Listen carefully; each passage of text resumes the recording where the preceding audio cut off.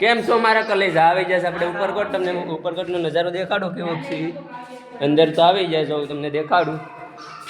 અંદર છે તાણે આપણે બધો નજારો દેખાડો તમને. આમાં બધું જો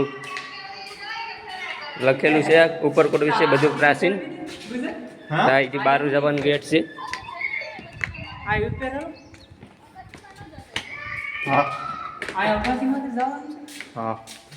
અહીંથી ઉપર જવાનું છે આપણે સીડીએ. ને આપણે જો સુનિલભાઈ છે, આપણો પરવીનભાઈ, આમ 4-5 જણા ભેગા છે. 2 જણા અલગ ગયા, 2 જણા નાસ્તો કરવા ગયા.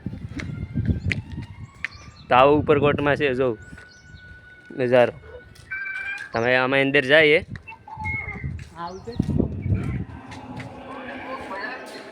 અંદર આવી ગયા તો દેખાડું અંદરનો નજારો. પિલર ને બધું આ બધા ઉપરકોટ વિશે માહિતી લખેલી છે આમાં. જો વિડીયો છેલ્લે સુધી જોયો. જો આ વિડીયો પસંદ આવ્યો તો લાઈક, શેર અને સબસ્ક્રાઈબ કરવાનું ભૂલતા નહીં. આવું બધી છે તો આ અંડરગ્રાઉન્ડ સિક્કા નાખેલા છે બધા. હવે અહીંયા બધી વસ્તુ પડી જો પહેલાંની વસ્તુ છે આ બધી.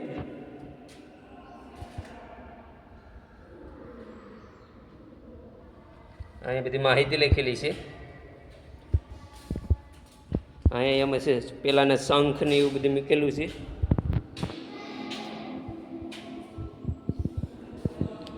પહેલાંની તમને ઘરઘંટી દેખાડું. પહેલાંની ઘંટી કેવી હતી. આ શિવલિંગ છે જો અહીંયા. આ શિવલિંગ છે. અહીંયા એક શિવલિંગ પડીશ જો.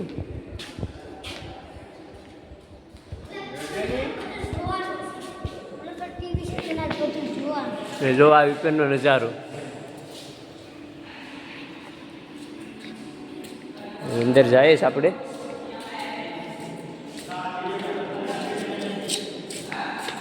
આંબે જો આંબે ટીવીમાં બતાવે છે બધું ઉપરકોટનો નજારો.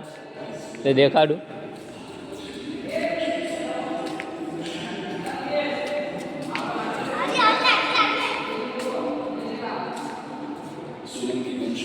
અહીંથી એટલામાં પિલર તૂટી ગયેલા છે. આ જો અહીં ટીવીમાં બતાવે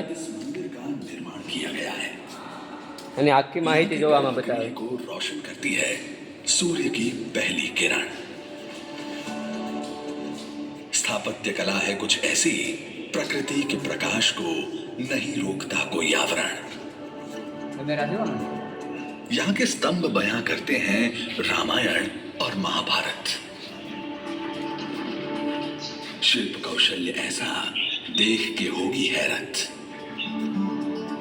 ये धरोहर पूरे विश्व के आकर्षण का केंद्र है, क्योंकि गुजरात पर्यटन विभाग ने इस स्थल की प्राचीन खूबसूरती को बरकरार रखकर उसे मॉडर्न सुविधाओं का उपहार दिया है. Cafeteria, well design seating arrangements, modern and attractive lighting. તો આવો ઉપરકોટનો નજારો છે ને. જો આ તમને વિડીયો પસંદ આવે તો લાઈક, શેર અને સબસ્ક્રાઈબ કરવાનું ભૂલતા નહીં. તો મળીએ આપણે આવા બીજા વિડીયોમાં. જે આપણે ઉપર ડુંગરો ચડવાનું છે તો એનો નજારો તમને દેખાડ્યો.